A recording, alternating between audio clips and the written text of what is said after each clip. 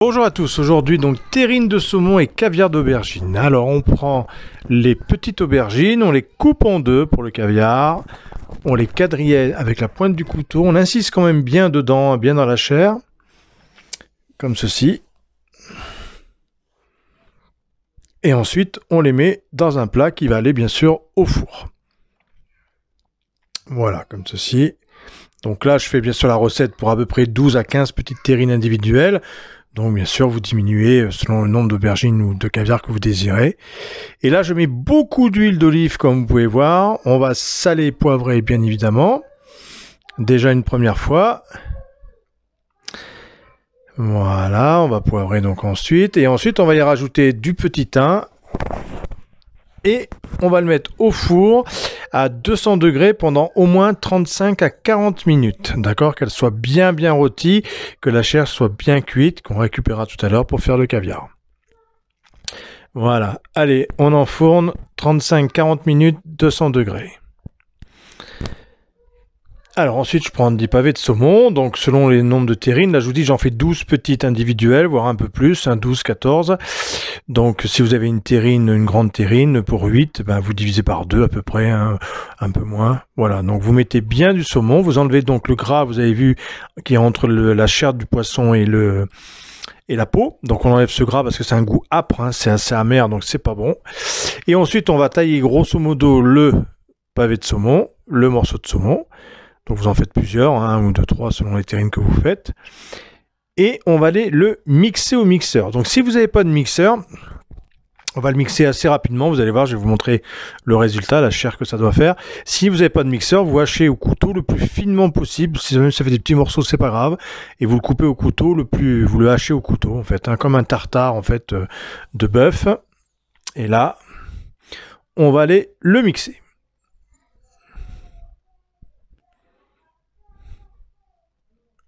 Voilà, j'ai bien mixé tout mon saumon.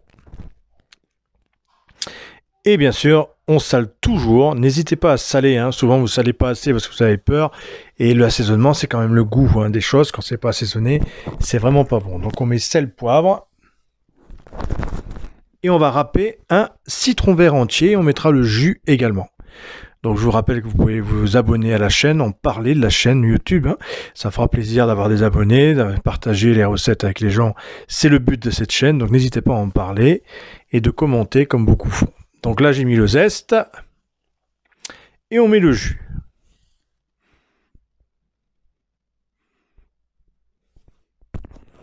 Voilà, impeccable.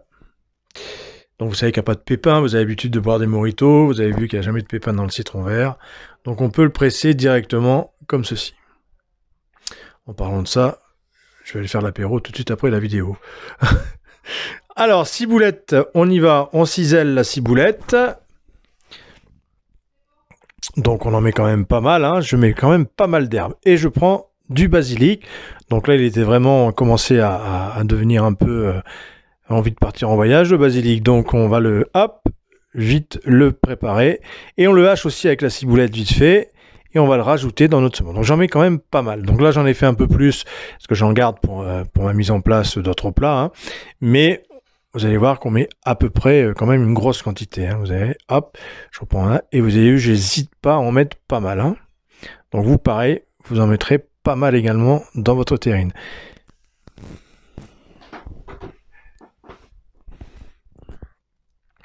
Donc, ensuite, je mets du faux safran, un peu style Spiegel. Si vous avez du vrai safran, vous pouvez le diluer un petit peu ou le passer dedans. C'est très bien, mais là, j'en mets quand même pas mal pour vraiment que c'est un peu du goût safrané, une couleur un peu jaune à la terrine. Ce qui peut...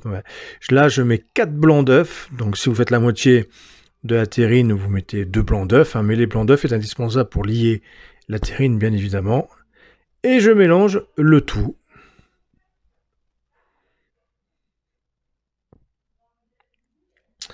Voilà.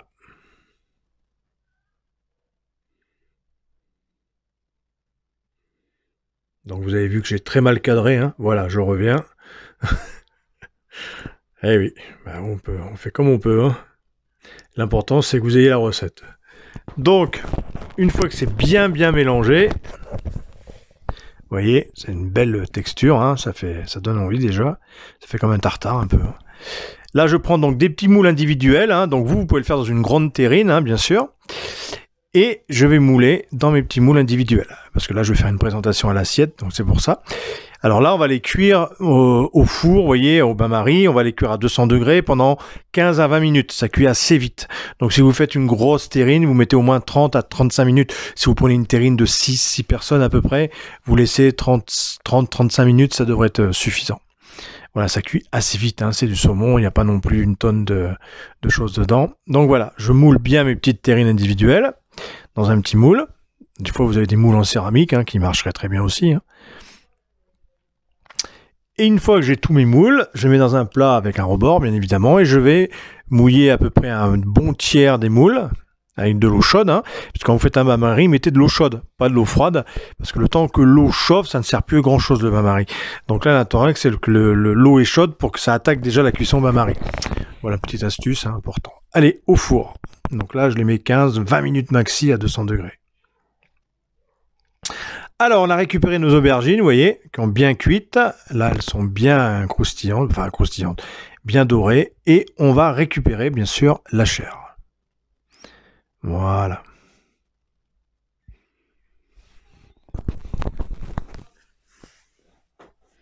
Voilà. Allez, on en fait une deuxième petite. Bon, là, j'en ai fait quand même, on va dire, une bonne dizaine, voire une 12 aubergines. Donc là, on va commencer déjà avec 2. Donc si vous faites 6 personnes, vous faites au moins 3-4 aubergines, belles aubergines. Et donc là, on va hacher ensuite au couteau. On mixe pas parce que sinon ça fait vraiment un peu purée. Moi j'aime bien qu'il reste des petits morceaux d'aubergine, ça donne encore plus de goût. Donc on va hacher au couteau. Voilà, juste un petit peu. Et ensuite je vais prendre Là je vais prendre un tamis. Mais vous pouvez prendre une passoire, hein, bien évidemment. Et on va laisser égoutter pendant une petite 20 minutes, une demi-heure, l'aubergine, vous voyez. Là, d'abord, je la mets là pour l'assaisonner, bien évidemment. Après, là, c'est pour la stocker. Et après, vous allez voir, je vais la mettre dans un tamis ou une petite passoire. Et je vais laisser vraiment égoutter l'eau parce qu'il y a quand même beaucoup d'eau. Ça rend beaucoup d'eau à la fin de cuisson. Donc, et notre caviar serait un peu trop humide, trop le goût de flotte. Donc, il faut quand même qu'il y ait le goût de l'aubergine. Et donc, on va enlever le maximum d'eau. Voilà, donc là j'ai préparé mon tamis, vous voyez, un récipient en dessous, et je récupère toute la chair de mon caviar, de mon aubergine, je l'étale, et je la laisse égoutter donc 20 minutes, une demi-heure, tranquille, pour enlever le surplus d'eau.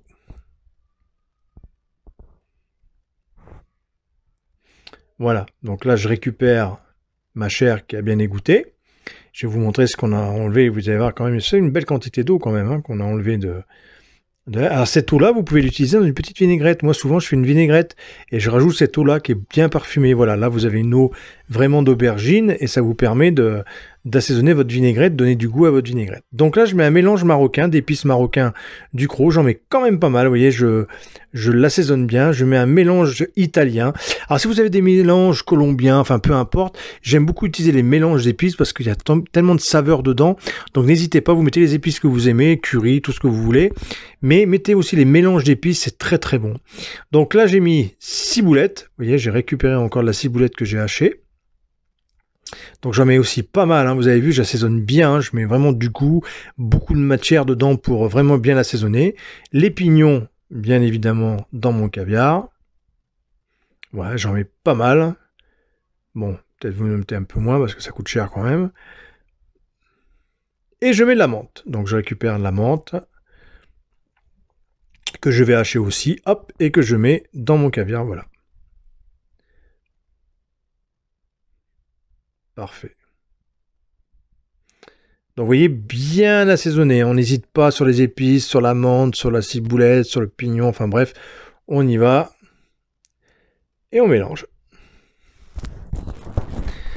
Et donc ensuite, je vous montre l'assiette terminée. Donc j'ai fait après une belle quenelle dans l'assiette, une quenelle avec 2 cuillères, vous savez, tac, tac, tac, de caviar d'aubergine. J'ai pris ma petite terrine, je l'ai coupée en deux, vous allez voir. Une petite salade, et là vous avez une petite entrée qui peut être super sympa pour vos repas. Vous voyez, belle couleur, il reste de la matière, c'est parfait. Et voilà, il y a la petite quenelle, vous avez le gâteau, la terrine que j'ai coupé en deux, le petit gâteau, la petite salade. Et voilà, le plat est prêt. Allez, à bientôt. N'hésitez pas à me laisser des commentaires. Voilà, je vous montre la petite terrine finie.